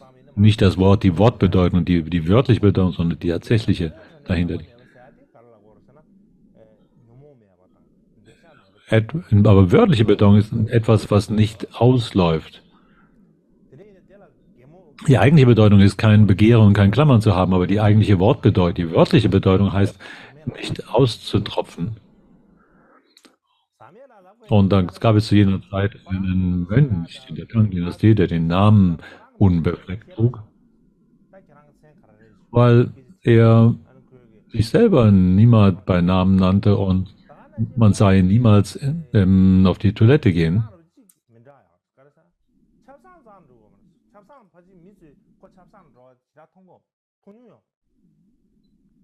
Niemals sah ihn jemals nach dem Essen auf die Toilette gehen. Weshalb die anderen ihn dann den Spitznamen gaben, weil er niemals austreten musste, der nicht ausläuft. Der nicht austropfende oder nicht auslaufende. Und das, was genau dasselbe Wort im Chinesischen ist, wie unbefleckt. Das ist eine etwas amüsante Nebenbedeutung hier, um den Begriff misszuverstehen. Wenn man also nur die reine Wortbedeutung nimmt, die also nicht austropfen heißt, dann wäre das völlig verfehlt, wenn man nicht die eigentliche Hintergrundbedeutung weiß, eben frei von Begehren und Klammern zu sein. Man muss also in der Lage sein, nicht nur die Wortbedeutung, sondern auch die Gesamtbedeutung des Begriffes zu übertragen.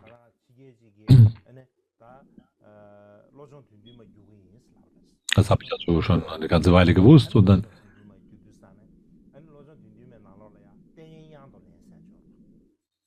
und bei der Übersetzung der 7 Punkte des Herzenstraining, der Herzensschulung, da war jemand in der Lage, das im Wort, im Lexikon nachzugucken. Und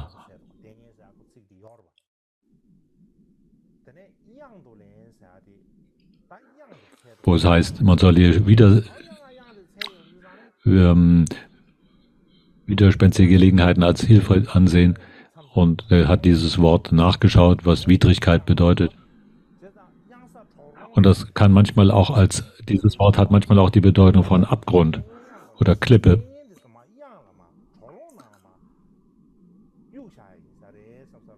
Und er hat es dann so verstanden, man muss also Schwierigkeiten in den Abgrund hinunterwerfen. Er hat es also so übersetzt, also man muss Widrigkeiten in die Schlucht hineinwerfen. Und zu solchen Fehlern kommt man dann, wenn man wörtlich übersetzt und die eigentliche Kernbedeutung nicht kennt.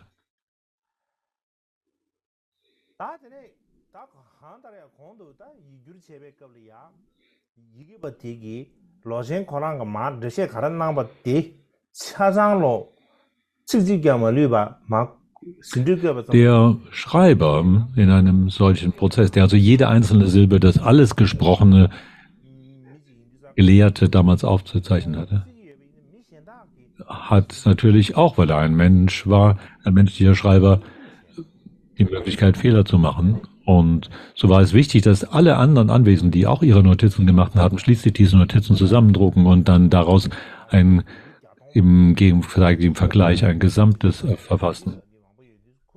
Deshalb es von großem Nutzen und von großer Hilfe waren, dass dann Hunderte und Tausende anwesend waren. So waren also alle sehr wichtig für diesen Übersetzungsprozess.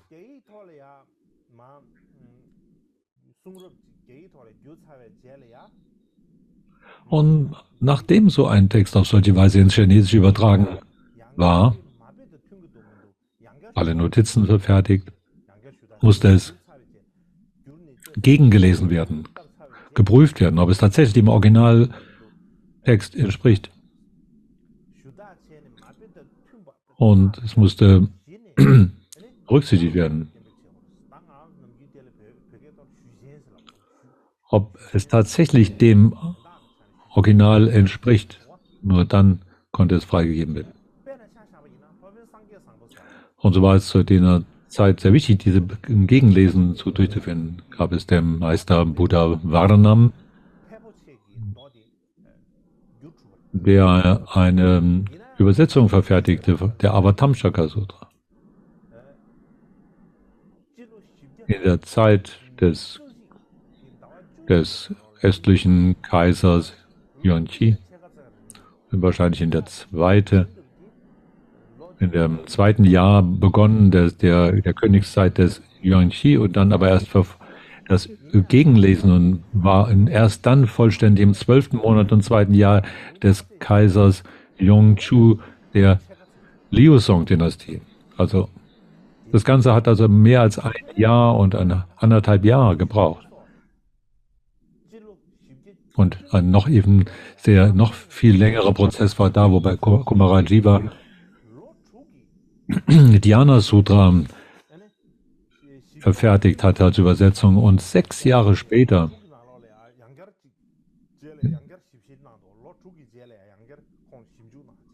jemand dann diesen Text erst gegenlesen und prüfen konnte. Und die Forschung abschlossen, ob das, was sie früher übersetzt haben, tatsächlich dem Original entsprach.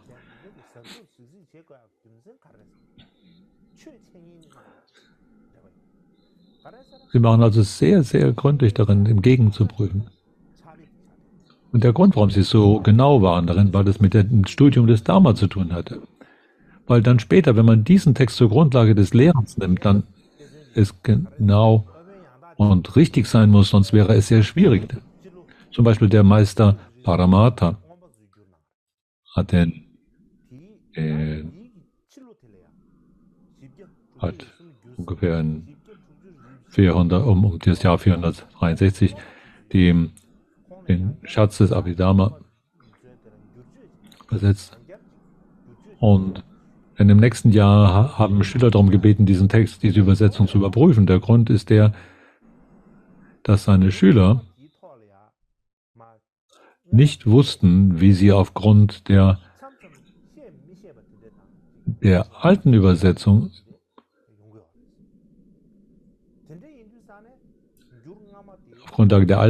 nicht in der Lage waren zu erklären, was genau die Bedeutung war. Sie konnten diesen Text nicht zum Lehren verwenden. Weshalb sie der Meinung waren, dass diese alte Erdübersetzung nicht vollkommen herangereift waren und sie haben es erneut einem Prozess des Prüfens unterworfen. Wir haben ihn also gebeten, nochmal die Übersetzung zu überprüfen. Und viele Male haben es solche Prozesse des Verfeinerns und Heranreifen gegeben.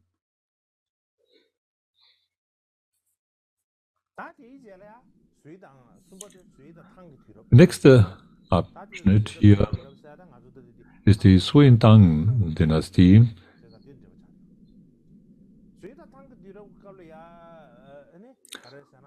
In dieser Zeit von Tang Xuesang gab es solche Dharma-gelehrten Forschungsgruppen, die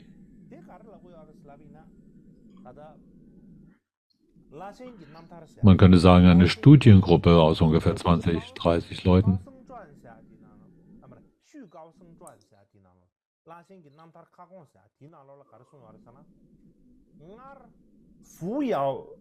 Das heißt, heute in der Biografie und im Leben von Prabhakaramitra, da heißt es darin, zu der Zeit von Fu und Yao, da waren da 3000 großartige Leute, die Schriften übersetzten. Und jetzt, zu der Zeit des großen Tang, sind da nur einige, vielleicht 20 Übersetzer. Was bedeutet das? Dass in der Zwischenzeit, vor der Sui-Tang-Dynastie, China zersplittert war in die vielen verschiedenen Gebiete. Und jetzt war wieder alles in einem einzigen großen Kaiserreich vereint. Und vorher, weil es so viele Gebiete gab, da war es sehr schwierig zu reisen. Und jetzt in einem neuen Kaiserreich vereint, waren plötzlich alle Reiseschwierigkeiten verloren. Und es müsste doch gerade umso leichter sein, jetzt zu reisen und sich zu versammeln in großer Menge. Es sollte eigentlich möglich gewesen sein, dass viel mehr Leute sich da treffen hätten können, aber das Gegenteil war der Fall. Es wurden nicht weniger, sondern es waren sogar nicht mehr Leute, die kamen aufgrund der erleichterten Reisebedingungen, sondern sogar weniger.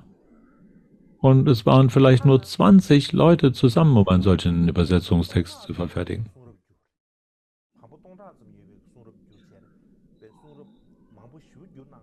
So hat Tang Xuesang selber Tausende von Texten übersetzt und übertragen.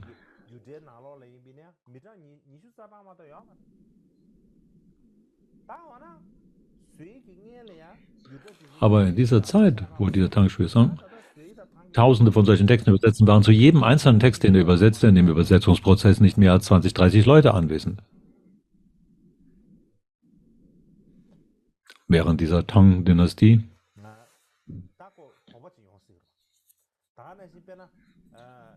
man mag sich jetzt fragen, wieso?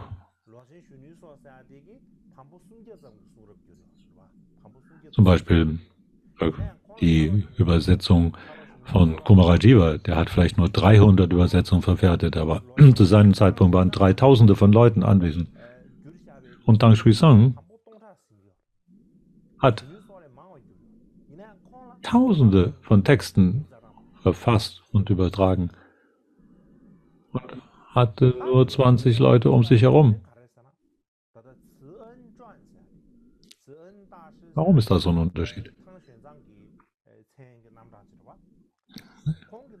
Da ist zum Beispiel eine Geschichte, die heißt die Biografie Leben von Zuan, das ist ein anderer Name für Tang Xuan. Darin heißt es, der erste Punkt, die Übersetzungen waren verschieden. Zu dieser Zeit hatten sie viele Sicherheitskräfte, die rumherum waren.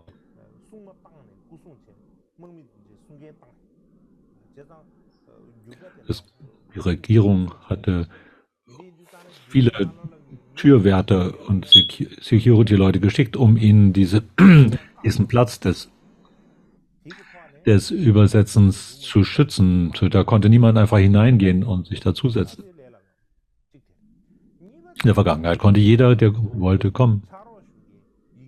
Aber jetzt war das nicht mehr so geliebt und man hat sich dann darum bemüht, solche Schutzkräfte zu haben. Nur 20 Leute waren bei Tang Xuesang anwesend. Oder manchmal 23. Sie haben die Arbeit unterschiedlich aufgeteilt. Ich muss da jetzt nicht darüber sprechen, über Einzelheiten. Wenn da nur 20, 30 Leute waren, dann waren das nicht einfach irgendwelche Zuhörer, sondern das waren alle große Gelehrten, das waren die bestausgebildeten, die speziell für diese Tätigkeit ausgebildet waren. Wenn man auf diese Lebensgeschichte, das Leben des Zhuan schaut, dann kann man das darin lesen.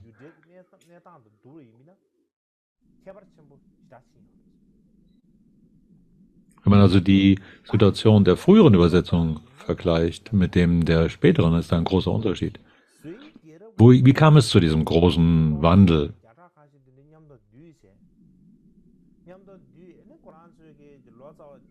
Früher, als da diese vielen tausend Leute sich in einer solchen Übersetzungsinstitution versammelten, haben alle ihre Notizen verfertigt. Was der Hauptübersetzer vorgetragen hatte, haben sie nachher zusammengesetzt und zusammengetragen. Was sehr hilfreich war, das richtige chinesische Wort zu finden. Und der Grund, so viele Leute zusammenzusetzen, weil es eben damals sehr wenige waren, nur die der Sanskrit oder indo-arischer Sprachen kundig waren. Und es gab einen großen Moment, Impuls, dann eine solche Menge, sich auseinanderzusetzen mit der Bedeutung der Worte und so fort. Und so gab es also später gab es viele Leute, die des Sanskrits mehr oder weniger auf unterschiedliche Weise kundig waren. So braucht es nicht mehr so viele Zuhörer. Und früher, als da 1000 oder 100 zusammen saßen, konnten alle ihre Fragen und Zweifel vortragen. Und der große Lehrmeister musste alle beantworten. Und da gab es in der Öffentlichkeit natürlich einige Leute von großer, überragender Geisteskraft und Bildungsgrad und unterschiedliche Auffassungsgabe. Einige sind sehr schlau, einige sind sehr ungebildet und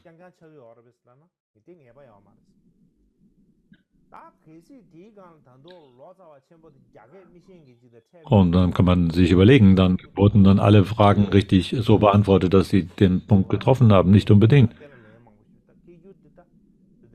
Dann gab es dann natürlich, und wenn da noch jemand dazwischen war, der es dann übersetzen musste, dann ist die Frage, wie all diese vielen Fragen und Einwände dann richtig beantwortet und wie auf sie eingegangen werden konnte. Und dann gab es viele unnützen Einwände, die dazu beitrugen, die Gefahr einer großen Zeitverschwendung auch mit sich zu bringen.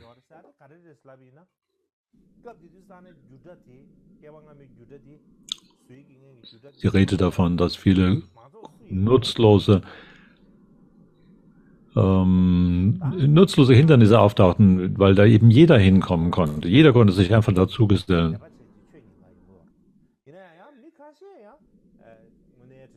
Natürlich kamen sie alle, um Dharma zu hören, aber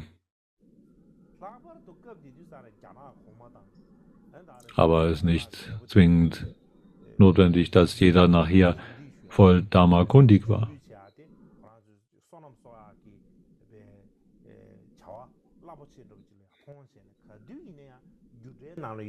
Und diejenigen, die also solche Institutionen förderten, sahen diese Geschenke, diese Großzügigkeit, solchen Platz zur Verfügung zu stellen, als eine Art und Weise, ihre eigene Gutartigkeit zu vermehren und Sangha zu unterstützen.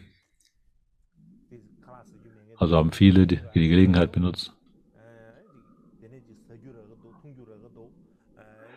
Dann auch die Gelegenheit deshalb nur genommen, weil sie dadurch ein Essen bekamen. Alle, die dort ankamen, wurden versorgt. Da gab es zum Beispiel einen großen Meister, Jianin, und wie es in dem Leben des großen Mönche an ist. Und es kamen viele, die einfach dort dann hinkamen zu dem Lehrmeister Xuanyin als Zuhörer und Fragen stellten. Und manchmal nur als solche Einwände vortrugen, als Vorwand, ihren Disrespekt zu zeigen.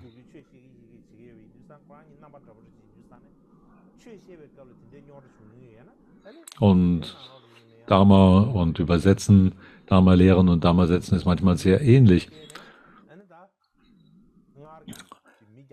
Und auch wenn es sonst keine großen Geschichten darüber gibt, wie Leute den Mangel an Respekt vortrugen, bedeutet das nicht, dass dies niemals geschah in solchen Übersetzungsinstitutionen. Und so war die Verantwortung darin in der Shui-Dynastie, dass man später die Verantwortung übernahm darin, die besten Bedingungen zu verschaffen und nur die besten Assistenten und Helfer auszuwählen. So hat sich also diese Methode entwickelt. Und man kann sich natürlich fragen, wie kam es dazu? Wer wurde dazu ausgewählt? Wer war derjenige, der auswählt, der die Hilfen auswählt? Aus dem Beginn der früheren Qin-Dynastie in China, was so viel heißt,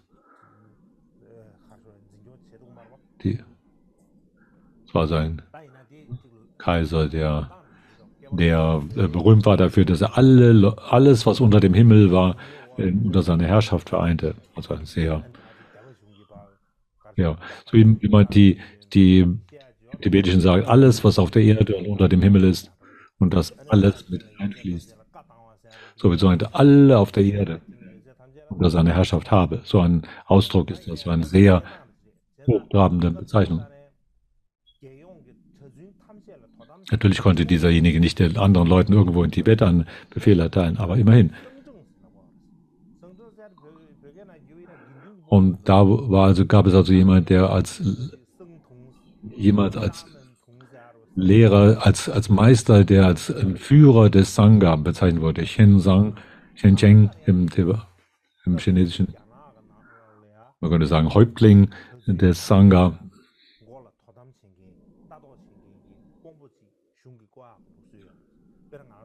Und seine Aufgabe, Verantwortlichkeit war,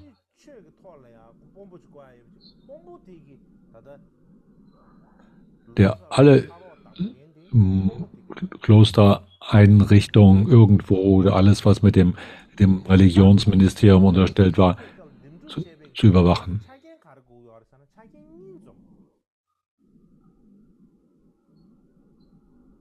Und die zwei Hauptqualitäten, die man haben musste, um ausgewählt zu werden, waren also wie folgt.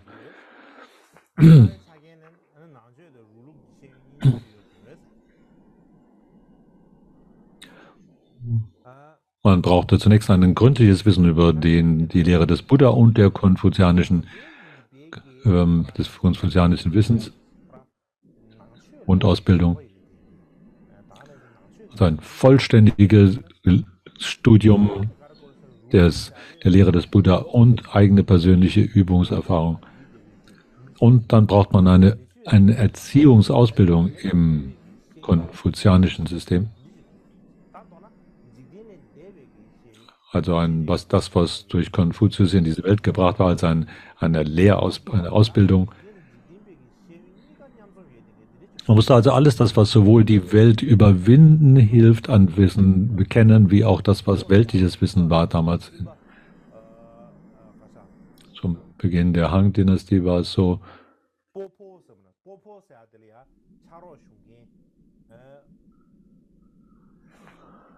da war ein ehrwürdiger Lehrer, der aus der westlichen Region kam, oder einen chinesischen Mönch zu Hilfe,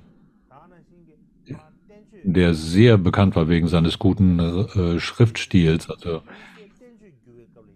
und die Schriften sehr wohl beherrschte. Und er war damals als Schreiber angestellt, um den ehrwürdigen Prabhakaramita zu übersetzen.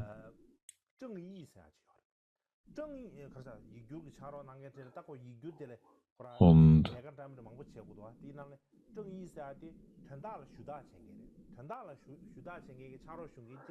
also war also auch der Korrekturleser. Man braucht also Korrekturleser. Und dazu gab es bei Xun Zhang jemand, der für diese Tätigkeit angeworben wurde, Ling Run.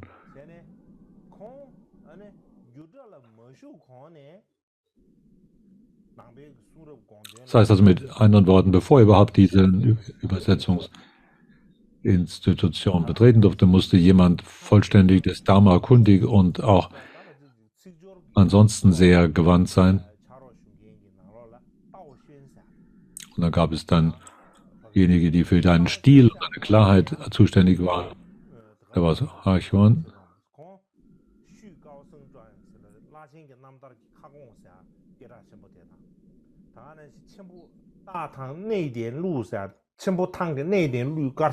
Die nicht einfach irgendjemand war, sondern jemand, der sogar selber Biografien verfasst hatte, der großen Mönchen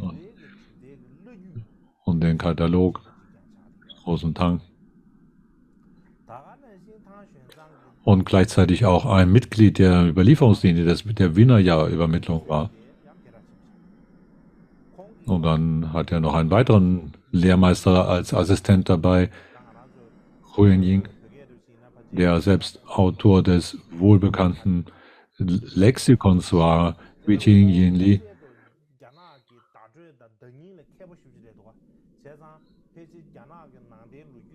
Sehr bewandt in der chinesischen Grammatik und in der chinesisch-buddhistischen Geschichte ist derjenige, der am meisten über die Grammatik der alten chinesischen kundig war. Und man sieht also, dass in dieser Epoche der Übersetzung des Tan Xuanzang jeder der Beteiligten eine großartige persönliche Funktion übernahm. Man könnte dazu sagen, dass jene Übersetzungsschulen oder Institutionen dann Plätze der Gelehrten waren, Zusammenkünfte großartiger Gelehrten, der Spezialisten für diesen Übersetzungsprozess. Ich glaube, es ist jetzt Zeit, an der Stelle hier zu beschließen. Ich hoffe, dass es ein bisschen hilfreich ist für euch. Natürlich ist es auch sehr kompliziert, aber es ist einfach etwas kompliziert. Natürlich, und das war nur ein kleines bisschen, da gibt es eigentlich noch viel mehr zu sagen.